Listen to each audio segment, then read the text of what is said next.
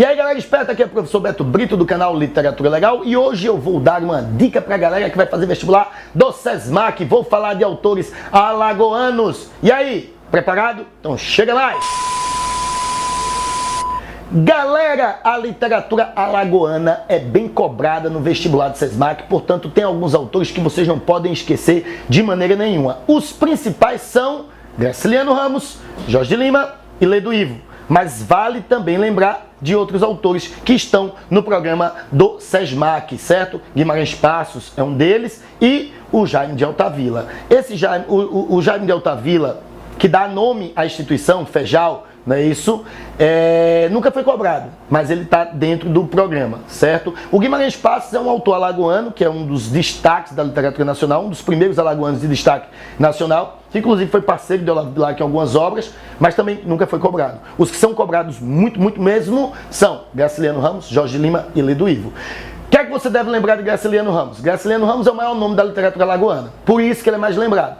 Graciliano Ramos está na segunda fase do modernismo, naquilo que chamamos de romance de 30, e ele alterna a sua postura como um autor intimista e um autor regionalista. Suas obras se passam principalmente no interior de Alagoas, tem obra que se passa em Palmeira dos Índios, tem obra que se passa em Viçosa, mas também tem obra que se passa em Maceió, certo? É um autor muito intimista, de grande perspectiva psicológica, linguagem seca, vai direto ao assunto, é um autor racional, frio, bastante pessimista. As coisas não se resolvem na obra dele, os personagens são geralmente fracassados e crítica social. Não esqueça, ele é o autor da segunda fase do modernismo, e a segunda fase do modernismo é uma época de ditadura, uma época de Segunda Guerra Mundial, então esses autores tinham uma certa visão mais social, mais responsável do que a primeira fase do modernismo. O que é que você não pode esquecer dele? Suas obras: Caetés, São Bernardo, Angústia, Vidas Secas. Vidas Secas é o clássico, não é isso? Vidas Secas é considerada a obra mais importante do regionalismo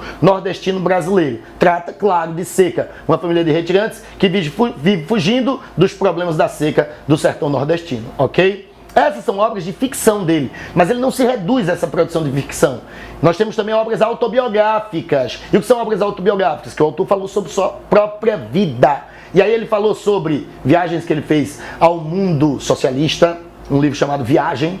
Ele falou de sua própria infância, num livro chamado Infância, questões óbvias, certo? E escreveu um livro que fala sobre o episódio que ele foi preso durante a Era Vargas, em 1936, acusado de crime de subversão. Essa é a mais importante. É uma obra ainda inacabada. Ele morreu, certo? Ele morreu e não terminou essa obra. E aí então o nome dela é Memórias do Cárcere. Teve experiências no mundo da literatura infantil com A Terra dos Meninos Pelados. É um autor variadíssimo, premiado internacionalmente, o Graciliano Ramos. E uma figura que é sempre lembrada em vestibulares aqui de Alagoas, ok?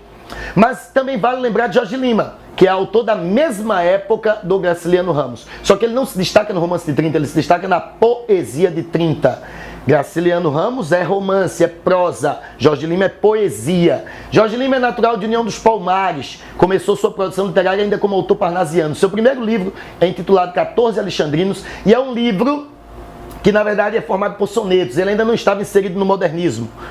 A partir da década de 30 que ele vai ingressar nesse mundo modernista. Por quê? Porque ele nasceu em União dos Palmares, mas ele queria ser médico. E aí então ele viajou para o Rio de Janeiro, se formou em medicina, e nessa época aí no Rio de Janeiro, ele teve uma relação muito forte com a literatura parnasiana. Ele lançou seu primeiro livro, mas depois voltou para Alagoas.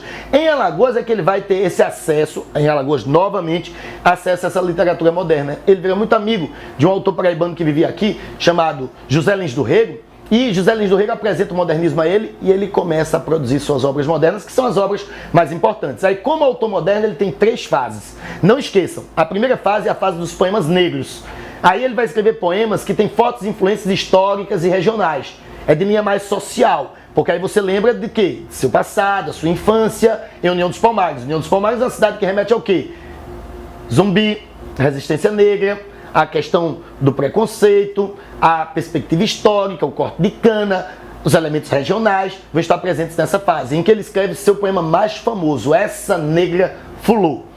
Depois ele vai viver no Rio de Janeiro. No Rio de Janeiro, ele conhece o grupo de autores espiritualistas da segunda fase do modernismo. E nessa fase ele fica muito amigo do Murilo Mendes. E aí eles escrevem um livro juntos, chamado Tempo e Eternidade. Essa é a sua época de uma poesia mais católica, chamada Poesia em Cristo, que é considerada a mais expressiva do autor. Aí vai ter umas tendências neobarrocas, ok?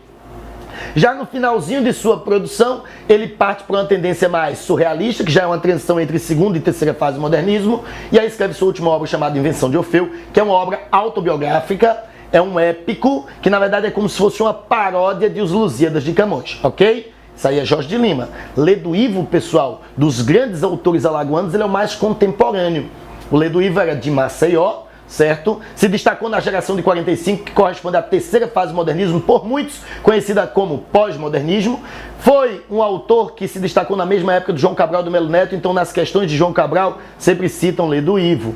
E a produção dele é uma produção de linha neoparnasiana. O que é que ele faz? Ele retoma o parnasianismo em todos os princípios parnasianos. Racionalismo, arte pela arte, o gosto pelo soneto, pela rima, pela métrica, ou seja, é um autor de forte influência clássica, intelectualizado, respeitadíssimo internacionalmente. Ele dizia, eu sou daqueles autores alagoanos que emigram, porque ele não viveu sua vida aqui em Alagoas. Ele viveu no Rio de Janeiro e na Europa.